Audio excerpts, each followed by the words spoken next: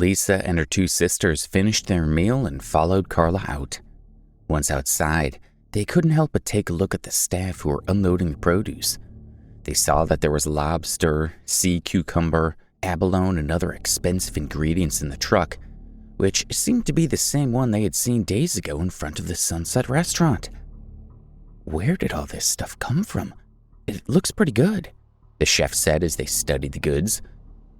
The lobster's from Canada, the sea cucumbers from Australia, and the abalone's from Germany. Don't worry, everything is the world's best, the delivery man said. Let me see the documents for your shipment. Let me see when it arrived at the port. The delivery man quickly handed over a record book to a chef. This was the official data, and it recorded all the information of the shipment in detail. Hey, you don't trust us yet? The goods I'm giving you must be the best in New York. These goods were checked and accepted by customs an hour ago. They're definitely the freshest, the delivery man said with a smile. Okay, the chef said as they looked at the documents and nodded their heads in satisfaction. They had already picked out the ingredients that they needed and asked, "Where are you going to send the rest of this?" We take them to the Sunset restaurant first. Although they're leftovers, these are still top produce. I estimate that this hotel is the best in all of New York, the delivery man said as he loaded the remaining food into the truck. This scene stunned Lisa and the others. The produce for the Sunset restaurant was chosen from their leftovers? Doesn't that mean that the food here is better than at Sunset? How is it possible that the cargo could be transported here within an hour of reaching port? She asked herself. When Lisa recalled the taste of the food that she had just enjoyed in the dining area, it really had been more delicious than what they'd eaten at Sunset. Lisa, Fiona, and Natalie felt a great heartache. That meal at Sunset Restaurant had cost many thousands of dollars, and they had made big fools of themselves. They had never thought that they would be able to enjoy a feast that was worth so much money but would be free of charge at Azalea Guest House. Plus, the ingredients were even fresher than those at Sunset. They had stayed in Azalea Guest House for a week for nothing, but they had never eaten a single meal there.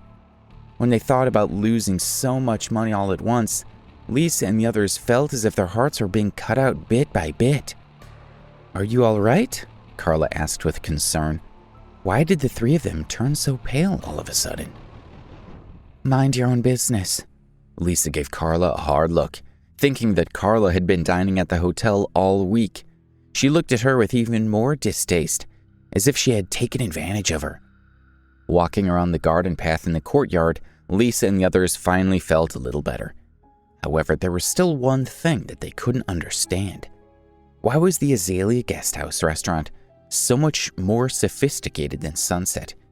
This was just a rundown hotel that was about to shut down.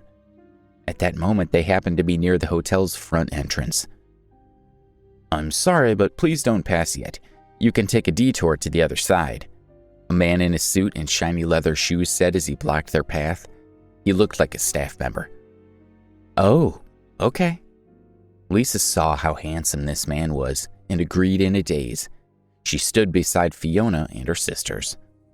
There were several staff members there, and all of them were tall and wore earphones.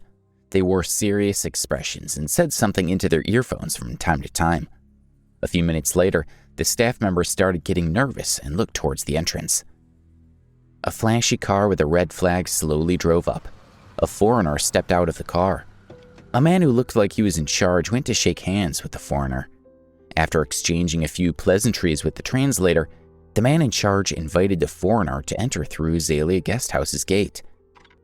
As they walked ahead, the man in charge introduced the Azalea Guest House to the foreigners through translators. The foreigners looked at the surroundings and nodded from time to time. As they passed by Lisa and the others, they heard the man say, "This hotel is specially designed to receive the most respected guests. We've previously received the Secretary of State for Finance, the Chancellor of the University of Oxford, and the head of the United Nations Educational, Scientific, and Cultural Organization." The foreigner nodded and spoke in a foreign language. The translator quickly said, "Minister Yayatari said that he is honored to be able to stay in a place where so many distinguished people have stayed. He hopes that this trip to New York can attract more investment for El Salvador." Lisa and the others were shocked when they heard their words. What kind of hotel was Azalea Guest House? They've even received powerful people such as foreign ministers and chancellors, they wondered. Lisa felt more and more that Azalea Guest House was not as simple as they had imagined. Lisa opened her phone and searched for information about the hotel from the internet. When they saw the results, the sisters were completely dumbfounded. The words almost blinded them. They were actually staying in one of the top hotels in the world. It was no wonder that they were not able to extend their stay in the room and that the food was even better than at Sunset Restaurant. Everything made more sense. This was a place that had received countless nobles and dignitaries. Ordinary people, even if they had money, wouldn't be able to book a room there. Yet these ladies from a small city had stayed there for a week. If they had known earlier, they would have felt better there. Lisa's gaze shot toward Carla. Her eyes lit up. I'll go back first, Carla said as she was terrified by her stare. Don't go, Carla. Are you leaving tomorrow as well? Lisa asked as she moved closer to her. Alex has already helped me pay. I can stay here for a few days, Carla said in a low voice. Carla, let your daughter's boyfriend help us out for a few more days. We want to stay here to keep you company. Lisa had changed her way of addressing her. She definitely couldn't use Alex, so her only hope was Carla. Carla, please help us talk to Alex. Did you forget that we were the ones who gave you the plane ticket? Said one sister. I believe Carla will definitely help us renew our room since we came to New York together, said another sister. All right. Carla wasn't the type to fuss about it, so she agreed. She gave Alex a call, asking him to get a new room for Lisa and the others. Previously, Debbie had told her that Alex's family background was also pretty good. At that time, Carla didn't really believe it, but she believed it now. However, Carla didn't know how big his family was, so she had to ask Debbie about it when she had time. Thank you, Carla. Take care. After Lisa and the others respectfully escorted Carla to her room, they strolled around the courtyard. Knowing that this was such an important hotel, they even felt that the hotel's bathroom was more fragrant than the flowers outside. The three sisters walked around and took fancy photographs, which would be evidence for their later claims that they had been to this hotel. After 2 hours of photographing, they finally returned to their rooms with satisfaction. I didn't expect Alex to be able to get a room at a great hotel. Now that I think about it, that kid is quite handsome, Fiona said as she sat on the bed and looked at the photo on her phone. At first, I saw that he was poorly dressed and didn't have a watch.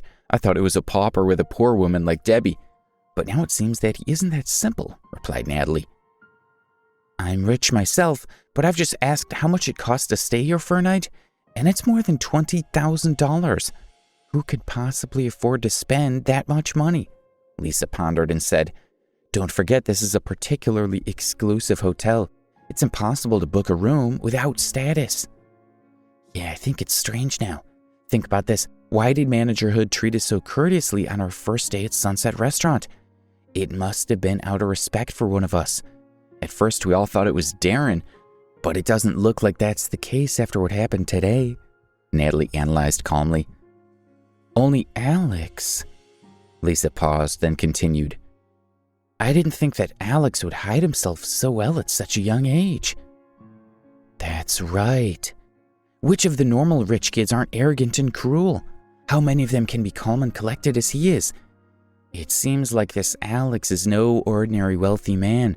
This kind of person is very powerful. He will definitely be very successful in the future, Fiona said, and the other two nodded in agreement.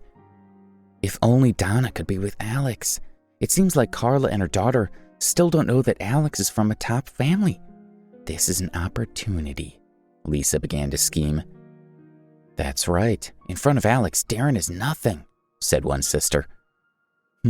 I'll tell Donna, although the chances are slim. But if I don't give it a try, I'll regret it for the rest of my life, Lisa said with a serious look in her eyes. Please subscribe to the Pocket FM YouTube channel and press the bell icon for instant notification. Check out our channel for more such exciting shows.